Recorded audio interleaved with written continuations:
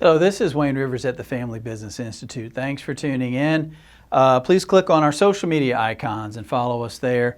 And as always, we'd like to have your feedback in the comments section. So this week I want to talk about what do wealthy people look like, and why is this even a topic? Well, because most of you in this audience are wealthy. You might not think of yourself that way, but because you run successful businesses for the most part, or you have successful legal practices, or you advise family businesses or whatever, you've carved out a business that has allowed you to be somewhat prosperous, especially when measured to the average Joe or Jane, working lunch pail type person. You don't feel like you're rich, you work super hard, but on paper, you're wealthy. So I want to talk about what the stereotype is for wealthy people. How are wealthy people characterized in the media, or in the in the press, on television, in the movies, et cetera, et cetera. And then we'll talk about the reality of what constitutes wealthy people. So, all right, so what's the stereotypical movie rich person look like? It's, they're wearing a Rolex, they're driving a Mercedes, they inherited money from their father or grandfather or great-grandfather. They have some notable family name, the household word type names that we've all heard. They went to an Ivy League school. They have yachts. They have airplanes. The wealthy depicted in the media tend to be the super wealthy. The people that really do have huge airplanes and gold fixtures in the bathroom and all that kind of stuff. But what do Dave Ramsey, probably all of you are familiar with Dave Ramsey, what do Dave Ramsey and Dr. Tom Stanley have to say about this? What do wealthy people really look like? So Dave Ramsey did a study of about 10,000 millionaires in the US and Canada. And of course, Dr. Tom Stanley wrote The Millionaire Next Door, and he was the original person who studied wealthy people. So myth number one, wealthy people inherit their money. Dave Ramsey says 79% of wealthy people didn't inherit one nickel.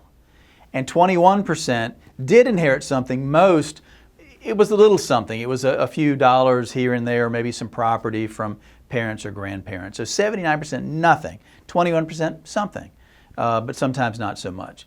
Myth number two, wealthy people take stupid, crazy risks, bet it all, and engage in get-rich-quick schemes so that they can become wealthy. Dave Ramsey says the average millionaire crossed that threshold at age 49. So that means a long working lifetime to get to the point where on paper he or she was a millionaire.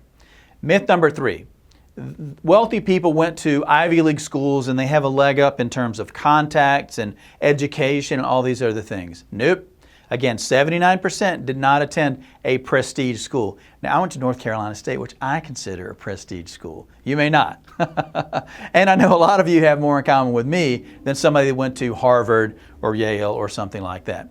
62% of millionaires graduated from state schools, like, for example, North Carolina State or something like that. 8% went to community college, and 9% didn't go to any colleges whatsoever. Never darkened the doorway of a college.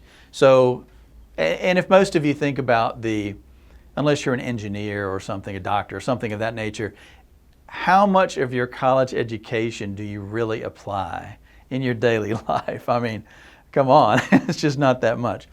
The fourth myth is that wealthy people have these insanely high-paying jobs and they earn $1 million or $2 million a year, and that's just not true. 69%, again, Dave Ramsey, never earned more than six figures in their career. Now, that doesn't mean they have pitiful lifestyles. Most people that own businesses have a pretty good lifestyle, but they don't pay themselves a lot in terms of their base. Where's their money, their income? Where does it come from? That's the profits of the business. So they take S distributions or some other form of distributions. And if the company does poorly, guess what? So do the owners. I can remember putting my paycheck in a desk drawer to make sure that we had enough in the bank to cover the other people's payroll checks, and we wouldn't have them going hungry. I was choosing not to go hungry, but to go unpaid so that we could get other people paid. And I bet you've done the same thing in your business. So the top vehicle, according to Dr. Tom Stanley, among millionaires is what? The Ford F-150. It's not a Mercedes, it's not a Rolls Royce. The Ford F-150 is the number one vehicle among millionaires. The typical millionaire worked for somebody else at some point in his or her career, and they said, hey, why am I working so hard to make money for these people over here? I can work hard and make money for me and my family and run a business the way I think a business should be run, according to my values. And they go and they start their own business, typically somewhere in their mid-30s. And those of you who are watching this video are probably one of those success stories. If you're the founder, if you're not the founder, you still have to work awfully hard, but you were able to build on what other people had built before you and make it even better. So what millionaires, the way millionaires get to cross that paper threshold is they work hard for a long period of time and they show grit and determination. So if you feel like people in the media or in personal conversations are accusing you of somehow becoming wealthy through ill-gotten means, here's what I recommend that you do.